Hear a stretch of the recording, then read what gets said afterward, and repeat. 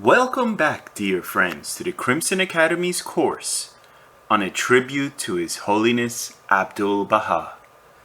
Dear friends, we are picking back up on Hassan Balyuzi's immortal work, Abdu'l-Baha, the Center of the Covenant of Baha'u'llah.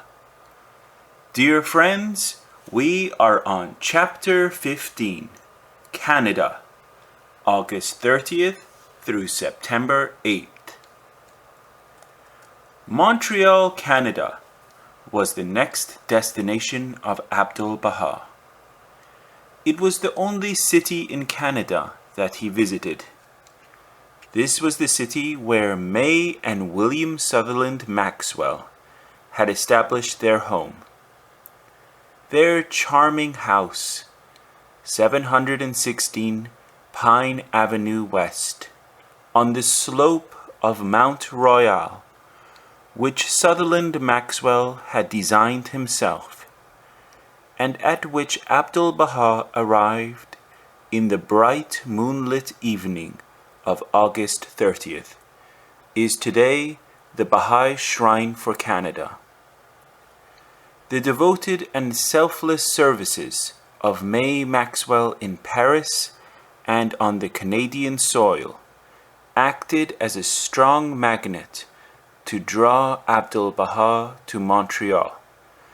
But time was getting short, and a long journey to the Pacific coast still lay in front of him. Of the members of his retinue, he took only two with him, Mirza Mahmud Zarghani and Ahmad Sohrab. Abdu'l-Baha's visit to Montreal constituted a very remarkable episode in the whole of his American tour. To begin with, the newspaper coverage of his visit was particularly noteworthy. On the very evening of his arrival, John Lewis, editor of the Montreal Daily Star, was at the Maxwell home to meet him. That newspaper and the Gazette, in reporting Abdu'l-Baha's activities, provided such headlines as "Persian Teacher to Preach Peace. Racialism Wrong, says Eastern Sage. Strife and War Caused by Religious and National Prejudices. Materialism No Philosophy, says Oriental Seer, Apostle of Peace." Meets Socialists. Abdu'l-Baha's novel scheme for distribution of surplus wealth. These may well be compared with His Holiness visits us, not Pius X, but a Baha'i, which appeared in a Chicago paper on September 14th. Furthermore, the reportage in those Montreal papers was noticeably free of journalistic quirks and extravagances. In its issue of September 11th, the Montreal Daily Star carried an editorial under the heading, "War Must Precede Universal Peace," which read as follows: Abdu'l-Baha has preached universal peace for 50 years. In a word, Abdu'l-Baha is the great protagonist of peace in the world today. To bring about its accomplishment is the practical corollary of the two tenets which are the foundation of his creed: the fatherhood of God and the brotherhood of man. For 40 years he was persecuted for preaching it, for 20 years imprisoned. Yet the universal peace for which he hopes and in which he believes has no resemblance to the fantastic chimera of slack-thinking sophists with the easy assumption that all things are as they ought to be. For Abdu'l-Baha, with all this hatred of war and horror at its moral and material results, has no delusions as to the conditions in Europe today or the trend of political events. It is futile to hope for any slackening of the present race of the nations to increase their armaments, he says. A great war in Europe is a certainty before permanent peace can be established. International peace can only be reached by an international agreement entered into by all nations. Strong words, those from a teacher whose life has been spent in preaching peace on earth. There is no smug complacency about them, nor any blinking the fact that one's fragile fabric of assertions may not be rudely destroyed. Abhorrent as war is to Abdu'l-Baha and his followers, they have the moral courage to recognize and acknowledge the probability of its occurrence.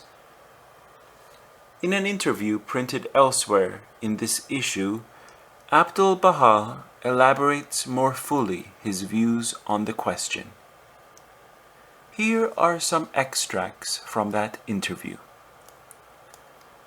The Venerable Apostle of Peace emphatically declared that in the temper of the world today, it was futile to hope for any slackening of the present race of the nations to increase their armaments. He reiterated his absolute conviction that a great war in Europe was a certainty before permanent peace would be established in the world. As to the question of disarmament, all nations must disarm at the same time. It will not do at all, and it is not proposed that some nations shall lay down their arms while others, their neighbors, remain armed. The peace of the world must be brought about by international agreement. All nations must agree to disarm simultaneously.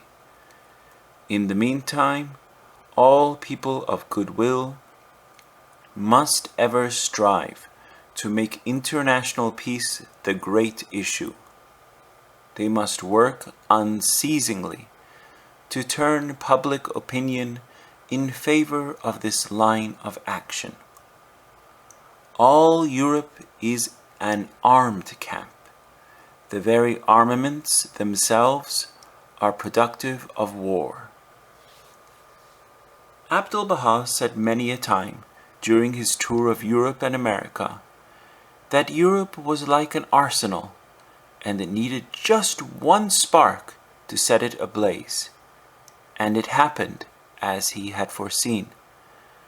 Subsequent to the carnage of that First World War, sadly viewing the plight of mankind, he stated categorically that another war, fiercer than the last, will assuredly break out.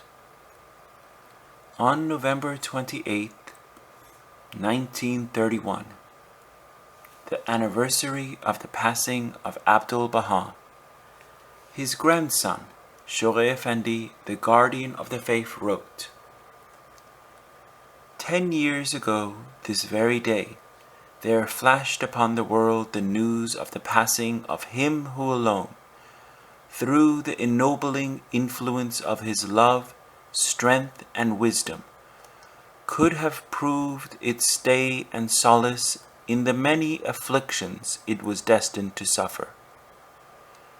How well we, the little band of his avowed supporters, who lay claim to have recognized the light that shone within him, can still remember his repeated allusions in the evening of his earthly life to the tribulation and turmoil with which an unregenerate humanity was to be increasingly afflicted. How poignantly some of us can recall his pregnant remarks in the presence of the pilgrims and visitors who thronged his doors on the morrow of the jubilant celebrations that greeted the termination of the World War, a war which, by the horrors it evoked, the losses it entailed, and the complications it engendered, was destined to exert so far-reaching an influence on the fortunes of mankind. How serenely, yet how powerfully, he stressed the cruel deception which a pact hailed by peoples and nations as the embodiment of triumphant justice and the unfailing instrument of an abiding peace held in store for an unrepentant humanity. Peace, peace. How often we heard him remark, the lips of potentates and peoples unceasingly proclaim, whereas the fire of unquenched hatreds still smolders in their hearts. How often we heard him raise his voice, whilst the tumult of triumphant enthusiasm was still at its height, and long before the faintest misgivings could have been felt or expressed, confidently declaring that the document, extolled as the charter of a liberated humanity, contained within itself seeds of such bitter deception as would further enslave the world. How abundant are now the evidences that attest the perspicacity of his unerring judgment. It should not be assumed that the reportage in the newspapers of the United States was always unmitigated journalese. There were notable and outstanding exceptions, but the fact remains that in tone and range and substance, the newspapers of Montreal excelled consistently. Walking one day into the room occupied by his attendants, Abdu'l-Baha was surprised to see a stack of newspapers laid in a corner. He was told that these were evidences of the power of his word and of the cause, which they intended to dispatch to the East. The day after his arrival in Montreal, Abdu'l-Baha went for a drive, and sighting the magnificent Roman Catholic Church of Notre Dame, he went in. When he came out, standing in the porch, he turned to those who were in his company, and told them to take a lesson from that very church. It was the total self-abnegation of the apostles of Christ which had raised that splendorous edifice in a land far, far from the scene of their labors. Those disciples, said Abdu'l-Baha, made a pact to go out into the wide world, preach the gospel, and accept every tribulation for the sake of their master. They stood by their pledge, and not a single one of them ever returned. And there, beside them, he told that company, stood the concrete evidence of the selfless efforts of the disciples of Christ. Some years before, when perils surrounded him on all sides, Abdu'l-Baha had written in his will and testament, "The disciples of Christ forgot themselves and all earthly things, forsook all their cares and belongings, purged themselves of self and passion, and with absolute detachment scattered far and wide, and engaged in calling the peoples of the world to the divine guidance, till at last they made the world another world, illumined the surface of the earth, and even to their last hour proved self-sacrificing in the pathway of that beloved one of God. Finally, in various lands they suffered glorious martyrdom. Let them that are men of action follow in their footsteps. Later that day, seated in the carriage, Abdu'l-Baha recalled the time of Baha'u'llah's exile to Constantinople. An Ottoman soldier on horseback had come across their way, riding arrogantly along. Noticing the proud soldier, Mirza Yahya had bewailed their own plight. "Where once were we, and what road are we taking now?" he had exclaimed, adding, "They say that people will come to pay homage, but when will that be?" Abdu'l-Baha had told Mirza Yahya that in future, when the bounties of God descend in their abundance, people far greater than that haughty soldier will come under the shadow of the Word of God, to pay homage to the faith. "And now where is Mirza Yahya?" Abdu'l-Baha concluded, "to witness what the power of Baha'u'llah has wrought, to see how Americans, in whose sight those Ottoman soldiers are of no consequence, pay homage to him." Across the road from the Maxwell home lived a rich family. In that family there was a 9-year-old girl who was an invalid with little hope of recovery. Because of the urgent entreaty of the mother, who was also an invalid, Abdu'l-Baha visited their home on the morning following his arrival.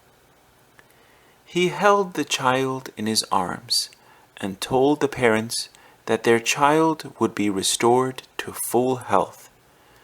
And so it happened some months later, for the child completely recovered. From the home of that family, Abdu'l-Baha went to the shop which they owned and bought a number of valuable watches and rings. These he presented to various people. He also gave munificent tips to porters and waiters, maids and attendants. But when at the railway station at Buffalo, a cabman deliberately tried to overcharge him, he firmly refused to pay the extra demanded and walked away. He said that giving in to such impertinence was open invitation to imposition. The first congregation which Abdu'l-Baha addressed in Montreal was that of the Church of the Messiah on September 1st.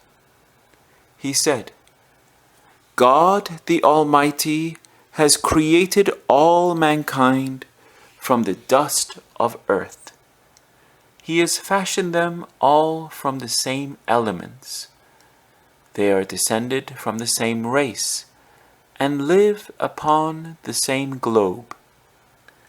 He has created them to dwell beneath the one heaven as members of the human family, and His children He has endowed them with equal susceptibilities. He maintains, protects, and is kind to all. He has made no distinction in mercies and graces among His children. with impartial love and wisdom, He has sent forth His prophets and divine teachings. His teachings are the means of establishing union and fellowship among mankind, and awakening love and kindness in human hearts. He proclaims the oneness of the kingdom of humanity. He rebukes those things which create differences and destroy harmony. He commends and praises every means that will conduce to the solidarity of the human race. He encourages man in every step of advancement, which leads to ultimate union. The prophets of God have been inspired with the message of love and unity. The books of God have been revealed for the upbuilding of fellowship and union. The prophets of God have been the servants of reality. Their teachings constitute the science of reality. Reality is one. It does not admit plurality. We conclude, therefore, that the foundation of the religions of God is one foundation. Notwithstanding this, certain forms and imitations have been persistently adhered to, which have nothing to do with the foundation of the teachings of the prophets of God. As these imitations are various and different, contention and strife prevail among the people of religious beliefs, and the foundation of the religion of God has become obscured. Like beasts of prey, men are warring and killing each other, destroying cities and homes, devastating countries and kingdoms. Having authoritatively and unequivocally, in a language clear, sublime, and comprehensible by all, established and declared the basic verities of the message of his father, Abdu'l-Baha proceeded to present and analyze the tragic plight of mankind and the remedy demanded. He particularly showed how blind prejudice can destroy all human sensibility. He ended with a prayer. O thou compassionate Almighty One, this assemblage of souls have turned their faces unto Thee in supplication. With the utmost humility and submission, they look toward Thy kingdom and beg Thee for pardon and forgiveness. O God, endear this assembly to Thyself. Sanctify these souls, and cast upon them the rays of Thy guidance. Illumine their hearts, and gladden their spirits with Thy glad tidings. Receive all of them in Thy holy kingdom. Confer upon them Thine inexhaustible bounty. Make them happy in this world, and in the world to come.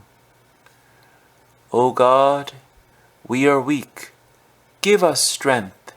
We are poor. Bestow upon us Thine illimitable treasures. We are sick. Grant us Thy divine healing. We are powerless. Give us Thy heavenly power. O Lord, make us useful in this world. Free us from the condition of self and desire. O Lord, make us firm in Thy love, and cause us to be loving toward the whole of mankind.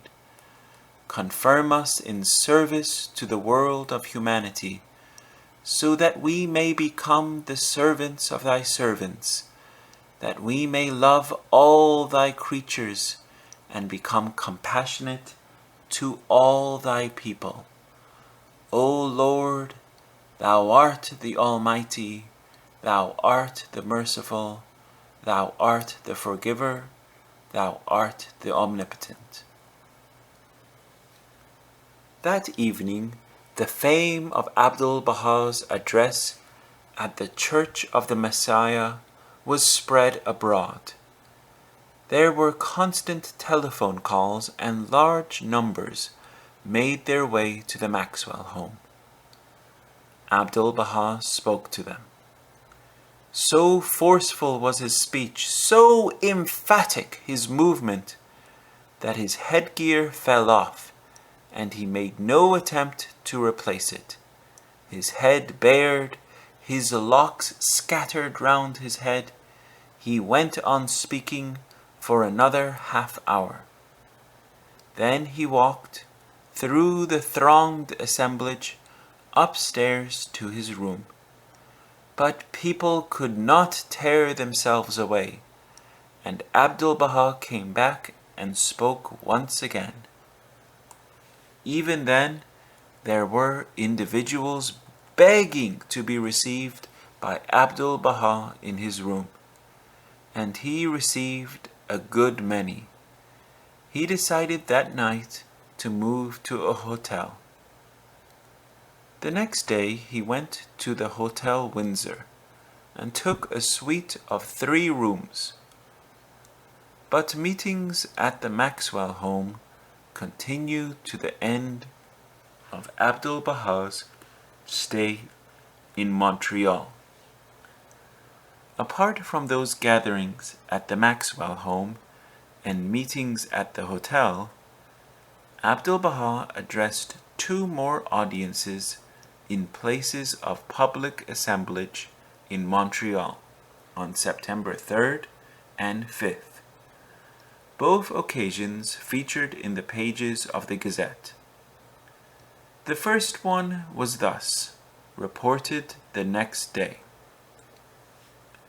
Passing from the inviting atmosphere of a drawing room meeting held in Pine Avenue residence on Monday night to a socialistic and very cosmopolitan gathering held in Coronation Hall, associated with Jewish strikers, Abdu'l-Baha, the apostle of peace and concord, exhibited his Catholicity of spirit last night, and also developed in his address something more in the shape of practical politics, as he unfolded a scheme for dealing with the superfluous wealth of a nation. How to obtain economic happiness was the theme of Abdu'l-Baha's address. The second audience of 1,200 heard Abdu'l-Baha at St. James Methodist Church. The Gazette wrote on September 6th, "The Eastern Prophet proceeded to reiterate the teachings of Baha'u'llah under a number of headings. Investigate independently the realities, he said, for dissensions result from lack of that. The oneness of the race, the necessity of education, the folly of racial, national, and patriotic strife, and the cultivation of the spiritual life were all briefly touched upon. Then the Prophet came to the question of international peace and depicted the growing armaments in Europe and their burden on the people. His remedy was the establishment of an international tribunal, which would apparently have greater powers than that of The Hague. In concluding, Abdu'l-Baha expressed his appreciation of the justice and amity enjoyed on his continent, and hoped the governments in America would play a leading part in establishing such a tribunal. Mr. Recorder Ware, in moving a vote of thanks, said some people believed the race of prophets had become extinct.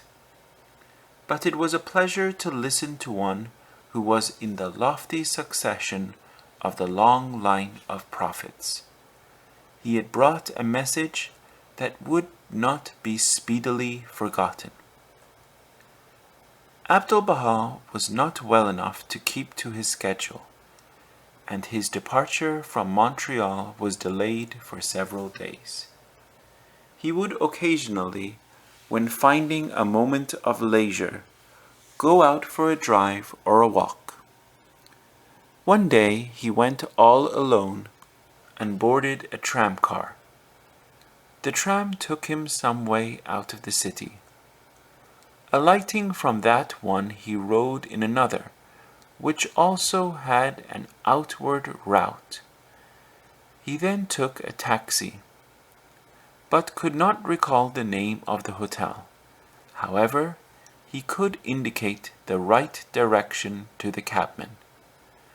With great mirth, he related the story of his adventure to his attendants, which had brought to his mind an incident in the Holy Land.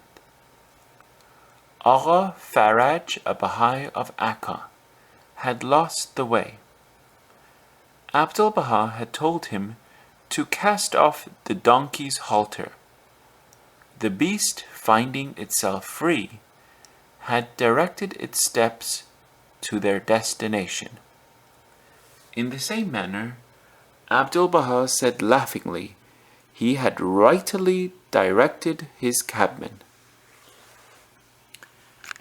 The journey to Buffalo on September 9th was very long and tiring. Trains had to be changed at Toronto. Taking a walk around the station there, Abdu'l-Baha spoke of his great fatigue, wondering how he could go all the way to California. But go he must, for in the path of God troubles must rank as bounties, and toil as the greatest bestowal. Buffalo was reached at a late hour that night, and so the Baha'is of the town were not immediately informed of Abdu'l-Baha's arrival.